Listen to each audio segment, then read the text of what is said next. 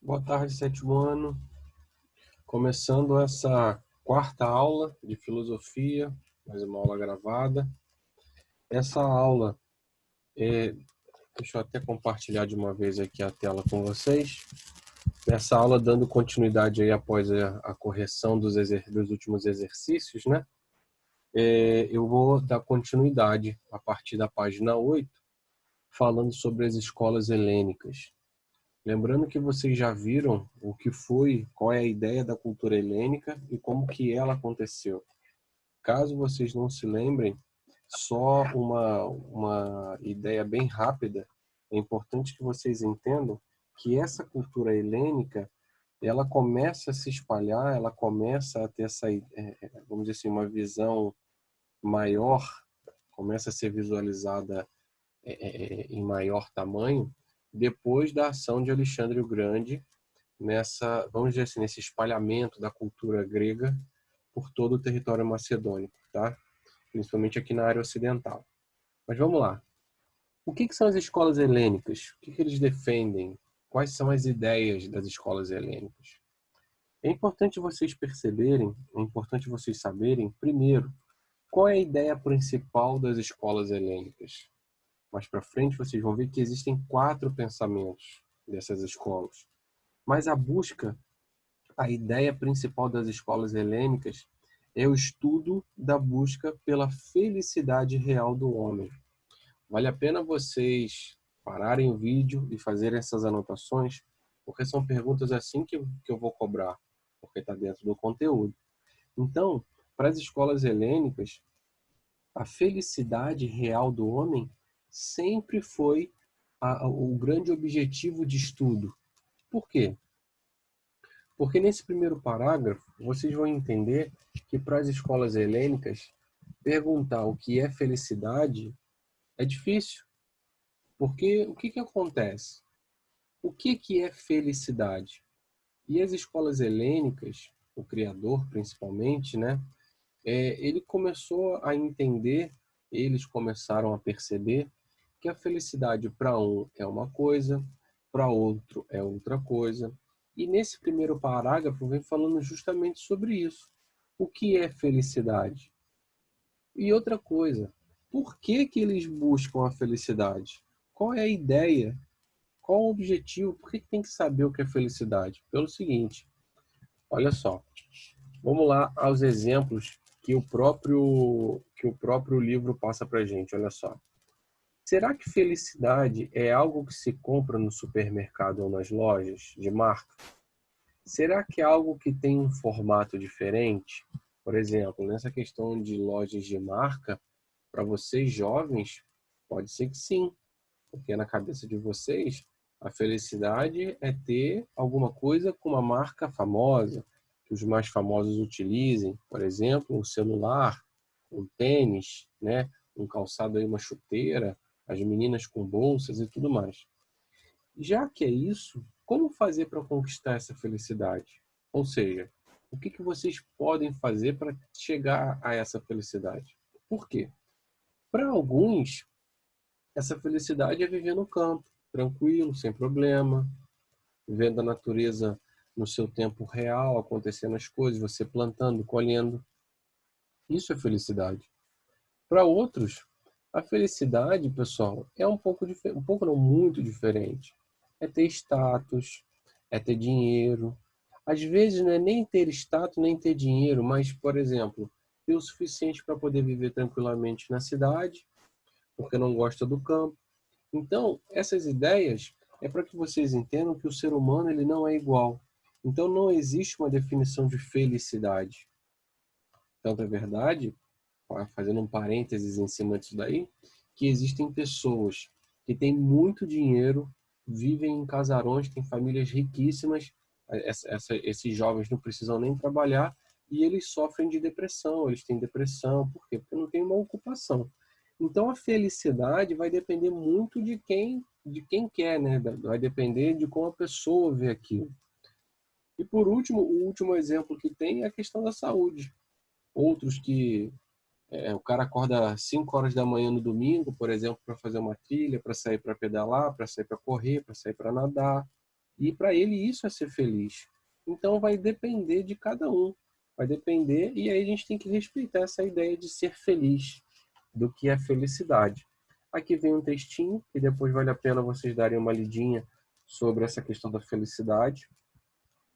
E a imagem aí embaixo vem mostrando uma moça pulando num campo aberto, ou seja, numa área rural, com guarda-chuva para cima e o chapéu. Isso é só uma imagem meramente ilustrativa.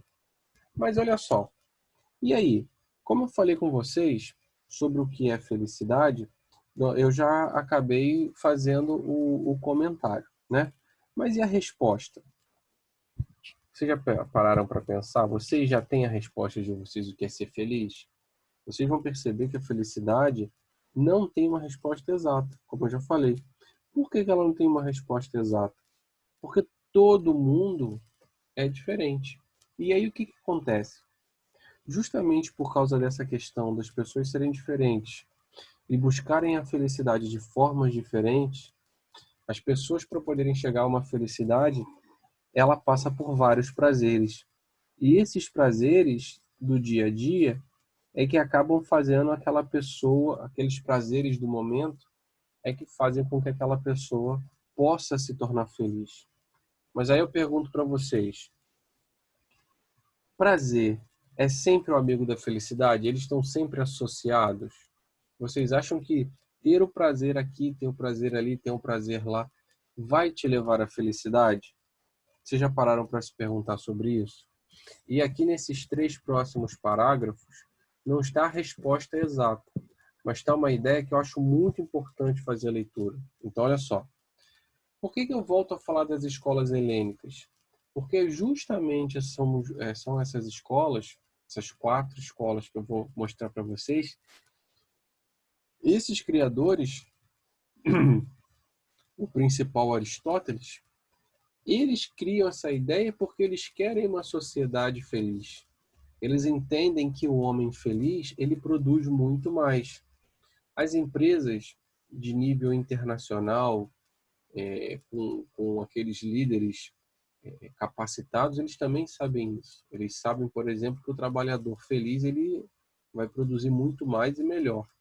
Então, essa ideia que nós temos hoje, ela já vem sendo discutida antes de Cristo. Por quê? Justamente com essa parte de Aristóteles. Então, vamos lá. Chamamos de escolas helênicas as 4 escolas gregas que surgiram após a morte de Aristóteles, possuindo a busca da felicidade como tema comum. Tais escolas e os seus autores ainda são estudadas até hoje, certo? As escolas helênicas, e aí vale a pena vocês anotarem essa parte, surgem no interior da Grécia, no caso, século IV a.C., e até um depois de Cristo.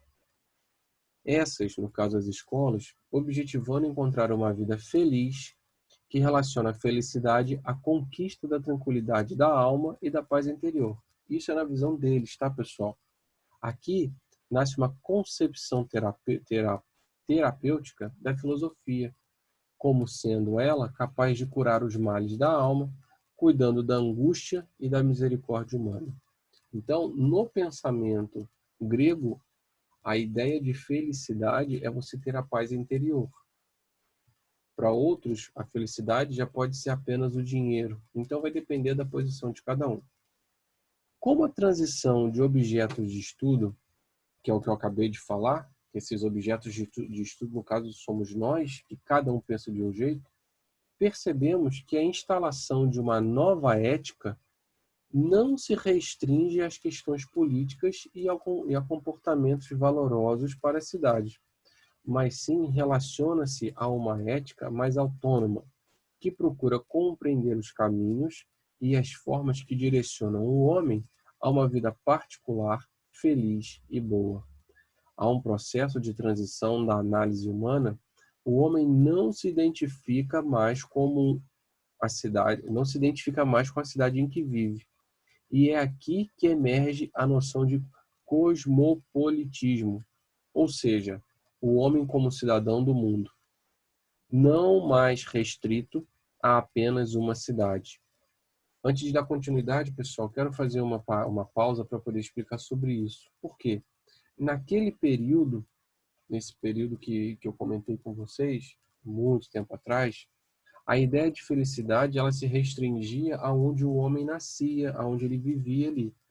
Só que não tem como comparar com as características de hoje, porque nós vivemos num mundo globalizado. Hoje, qualquer um de nós que tenha dinheiro e queira um dinheiro sobrando e queira sair daqui do Brasil só para fazer uma viagem, claro que eu não estou considerando o coronavírus, estou falando em tempos normais, ir para os Estados Unidos, ir para a Europa de avião, ficar um tempo, voltar. Claro que tem as questões de permissão, né, do visto, mas a pessoa pode. Então, a ideia de felicidade ela acaba se espalhando. Você pode ser feliz em outro lugar, tá? Então, existe essa diferença bem grande. Então, vou continuando. O bem-estar de todos dá espaço para o bem-estar individual. Ou seja, a pessoa, nesse mundo globalizado, infelizmente, a grande maioria, ela pensa no bem-estar dela, somente dela, independentemente se esse bem-estar vai fazer mal para os outros. Ah, como assim fazer mal para os outros? Por exemplo, nós vivemos em uma comunidade. Eu gosto de comer alface. Então eu acho que todos vão ter que comer alface. Porque eu acho que isso é bom. Eu acho que isso vai fazer todo mundo feliz. Mas eu não pergunto a ideia de todos. Então eu imponho como líder que todos vão comer alface. E acabo fazendo daquela população que vive comigo uma população infeliz por essa questão. Então, pessoal, infelizmente o individualismo hoje, ele é uma situação real e que está levando o nosso mundo para uma, se não uma catástrofe, eu não sei outra palavra, porque esses individualismos, principalmente econômico, do lucro, da busca por essa, entre aspas, felicidade financeira, ela só vai acontecer quando você explora essa mão de obra da pessoa com menos preparo. Você explorando essa mão de obra, você paga menos, você ganha mais. Então, esse individualismo, ele acaba levando a isso. Continuando. E a busca pela felicidade passa a referir-se à busca pela paz interior, pela tranquilidade da alma, ataraxia, eu vou explicar mais embaixo, por aquilo que é particular e próprio. Então, para encerrar, ainda existem pessoas que conseguem se considerar feliz, aquelas que têm a sua paz interior. Então, vai depender desses dois tópicos que eu citei para vocês. A questão do individualismo econômico e a questão da paz interior de cada um. O que é essa ataraxia? Aqui embaixo, ó, é um termo usado primeiramente por Demócrito, depois por epicuristas e pelos estoicos. O que é isso? É um termo utilizado para designar, estou embolando a língua, para designar o ideal da imperturbabilidade, trava-língua, hein? Ou da serenidade da alma, em decorrência do domínio sobre as paixões, ou da extirpação dessas, ou seja, extermínio, acabar. Está falando justamente desse poder que nós temos, ou que deveríamos ter, para termos o controle dessas sensações, desses sentimentos. Ok? Lembrando a vocês, pessoal, que qualquer dúvida que vocês tenham, vocês parem, eu vou estar no horário da aula aqui no chat para poder tirar a dúvida, e vai parando o vídeo, vai ouvindo, vai anotando, porque isso é matéria de prova, tá? Então já está chegando daqui mais ou menos umas 2 semanas e meia, já vai ter a primeira avaliação, que é o teste, garantindo uma nota boa, vocês já vão ficar tranquilos para o último, até porque a gente já está chegando no final do ano letivo. Então estudem, vejam esse vídeo com calma, parem, se quiserem perguntar, perguntem, que eu vou estar aqui presente, ok? Um abraço a vocês e até a próxima aula. Tchau!